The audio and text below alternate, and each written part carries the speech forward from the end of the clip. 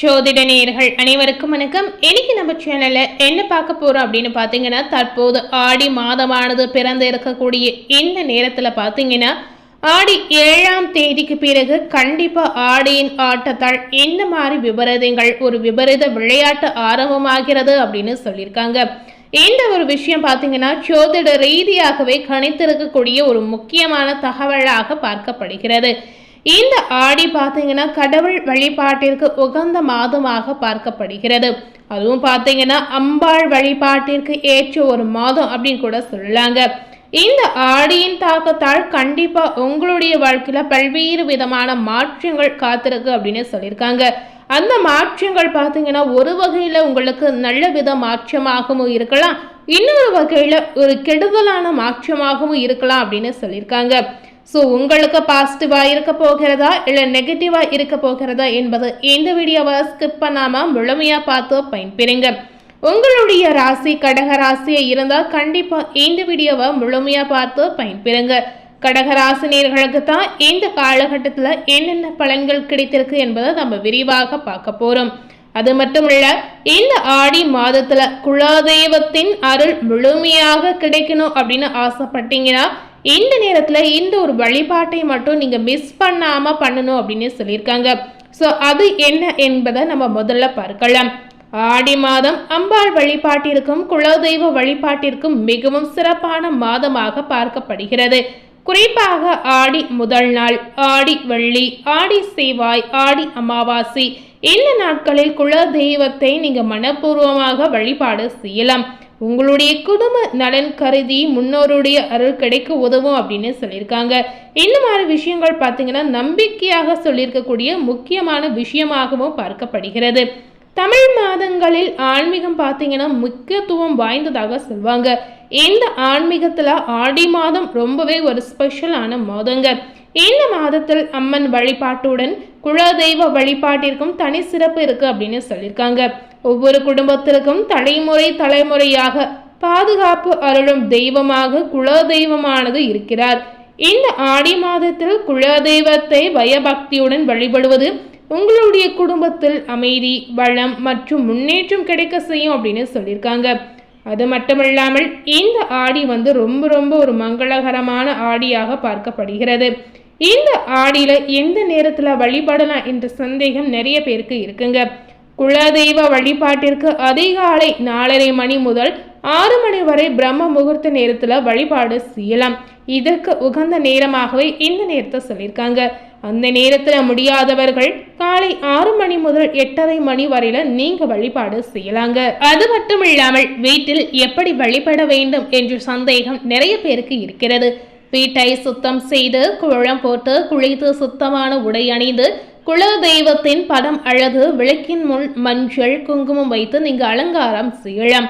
அதற்கு பின்னாடி நெய் அல்லது நல்லெண்ணெய் தீபம் ஏற்றி வழிபாடு செய்யலாம். பூக்களால் அலங்கரித்து தேங்காய், வாழைப்பழம், வெற்றிலை பாக்கு, சர்க்கரை பொங்கல் அல்லது குடும்ப மரபுப்படி படிகள் வைத்து மனமாற நீங்க பிரார்த்தனை செய்து வரலாங்க. குலதெய்வத்தின் நாமத்தை 108 முறை ஜபிப்பதும் சிறப்பானதாக சொல்லியிருக்காங்க. அப்படி இல்லை என்றால் நீங்க இந்த நேரத்துல அபிராமி அந்தாதி கூட படலாம். என்ன வேண்டிக் கொள்ளலாம் என்ற சந்தேகம் உங்களுக்கு இருந்தா குடும்ப ஒற்றுமைக்காக வேண்டிக் கொள்ளலாம். திருமண தடை நீங்குதல் இருந்தா வேண்டிக் கொள்ளலாம். குழந்தை பேருக்காக வேண்டிக் கொள்ளலாம். கல்வி, வளர்ச்சி, வேலைவாய்ப்பு, தொழில் முன்னேற்றம், பொருளாதார வளம், நல்ல ஆரோக்கியம் இது அனைத்திற்குமே நீங்க வேண்டிக் கொள்ளலாம். முன்னோருடைய ஆசீர்வாதம் கிடைப்பதற்கும் நீங்க மனமாற வேண்டிக் கொள்ளலாங்க. இது ஒரு நம்பிக்கையான ஒரு விஷயமாக பார்க்கப்படுகிறது. ஆடி மாதத்தில் கடைபிடிக்கக்கூடிய விஷயம் என்ன அப்படின்னு பார்த்தீங்கன்னா, தினமும் காலையில மாலை விளக்கு ஏற்றலாம். ஆடி வெள்ளி மற்றும் செவ்வாய்க்கிழமையில நீங்க விரதம் இருக்கலாம். எளியோருக்கு அன்னதானம் அல்லது தானம் கொடுக்கலாம். குடும்பத்துடன் கோவில் தரிசனம் செய்யலாம். இந்த மாதிரி விஷயங்களா செய்தா உங்க வாழ்க்கையில பாசிட்டிவான விஷயங்கள் நடக்கும் அப்படின்னு சொல்லியிருக்காங்க. அது மட்டுமல்ல குலதெய்வத்துடைய அருள் பரிபூரணமாக கிடைக்கும் அப்படின்னு சொல்லியிருக்காங்க. இதனை தொடர்ந்து கடகராசினியர்களுக்கு இந்த ஆடி மாதம் ஆடி 7ஆம் தேதிக்கு பிறகு என்னென்னலாம் நடக்க போகிறது என்பதை நாம இப்போ பார்க்கலாம். அதிர்ஷ்டமாக இருக்க போகிறது என்பதை கண்டிப்பா தெரிந்து கொள்ளுங்க. தமிழ் மாதத்திலேயே முக்கியமான மாதம் என்னன்னு பார்த்தீங்கன்னா இந்த ஆடி மாதத்தை சொல்லியிருக்காங்க. ஒவ்வொரு தமிழ் மாதத்திற்கு பின்னாலையும் பார்த்தீங்கன்னா ஒரு அறிவியல் பூர்வமான ஒரு உண்மையான ஒரு கதை இருக்கு அப்படின்னு சொல்லியிருக்காங்க. இந்த ஆடி மாதத்தில் பல கிரக நிலைகளில் சில அதிசயங்கள் ஏற்படுது.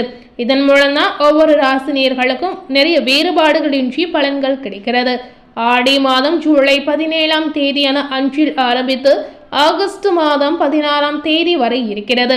12 வருடங்களுக்கு பிறகுதான் சிவராஜ் யோகத்துடன் ஆடி மாதமானது பிறக்கிறது. சூரியனும் குரு பகவானும் வீட்டில் இணைந்து உச்சபலத்துடன் இருப்பதுதான் சிவராஜ் யோகம் அப்படின்னு சொல்லியிருக்காங்க. இந்த மாதத்தில் சூரியன், புதன், குரு கடகராசியில பயணிக்க போகிறார். சுக்கிரன் பார்த்தீங்கன்னா கன்னி ராசியில இருக்கிறார். செவ்வாய் பார்த்தீங்கன்னா சுக்கிரனுடைய வீட்டில் அமர்ந்து இருக்கிறார். புதன் பகவான் பார்த்தீங்கன்னா வக்ரமாக இருப்பதாக சொல்லியிருக்காங்க. ராகு கேதுவின் தாக்கம் இந்த ஆடியில கண்டிப்பா உங்களுக்கு இருக்கிறது.